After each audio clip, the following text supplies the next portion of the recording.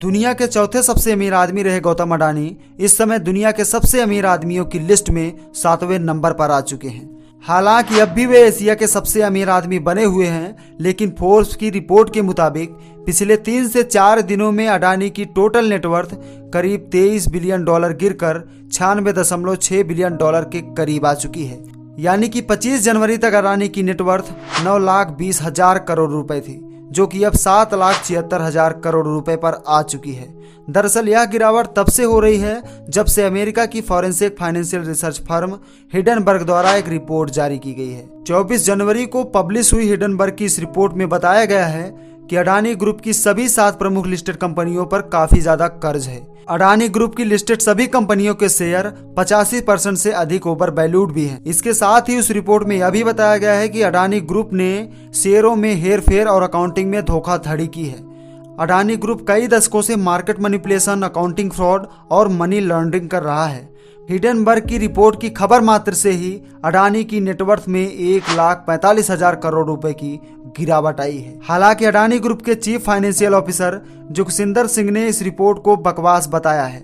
उन्होंने इस रिपोर्ट को फैक्टलेस बताते हुए कहा कि लगाए गए आरोप बेबुनियाद हैं। साथ में उनका कहना था कि हिडनबर्ग रिसर्च ने हमसे कांटेक्ट करने या मैट्रिक्स को वेरीफाई करने की कोशिश भी नहीं की थी। इसके साथ ही अडानी ग्रुप ने कहा कि अडानी एंटरप्राइजेस के आ रहे एफपीओ को नुकसान पहुंचाने के लिए यह रिपोर्ट जारी की गई है। दरअसल 27 जनवरी से अडानी एंटरप्राइजेस का एफपीओ भी सब्सक्रिप्शन के लिए खुला हुआ है, जिसके जरिए कंपनी 20,000 करोड़ रुपए जुटाने वाली है। यह एफपीओ 31 तक खुला रहेगा, जिसकी प्राइस बैंड 3,112 रुपए से 3,276 रुपए रखी गई है। अब जैसे ही हिडनबर्ग की रिपोर्ट की खबर चारों तरफ फैली, तुरंत ही अडानी एंटरप्राइजेस के एफपीओ के सब्सक्रिप्शन में भी गिरावट होने लगी।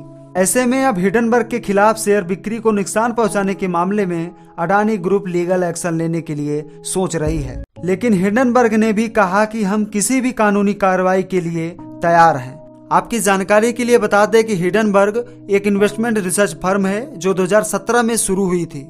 हिडनबर्ग फर्म इक्विटी, क्रेडिट और डेरिवेटिव्स पर एनालिसिस रिपोर्ट निकालती है, जिसके फाउंडर नाथन एडरसन हैं। हिडनबर्ग ने अपनी रिपोर्ट के माध्यम से पिछले 6 सालों में 16 कंपनियों की गड़बड़ी का खुलासा किया है, जिसमें ट्विटर को लेकर इनकी रिपोर्ट अधिक चर्चा में रही थी। हालांकि हिडनबर्ग की कमाई भी इन कंपनियों पर बेट लगाकर होता है। बीते हफ्तों में अडानी ग्रुप के 10 बड़े शेयरों में भारी गिरावट हुई है, जिसमें अडानी ट्रांसमिशन 20% गिरकर 2014 पर ट्रेड कर रहा है। अडानी टोटल गैस भी 20% गिरकर 2,948 रुपए पर ट्रेड कर रहा है। अडानी ग्रीन एनर्जी में भी 20% की गिरावट आई है, जिससे यह 1,486 रुपए पर ट्रेड कर रहा है। अडानी पोर्ट्स में भी 15% की करीब गिरावट आई है, जो कि 604 रुपए पर ट्रेड कर रहा है।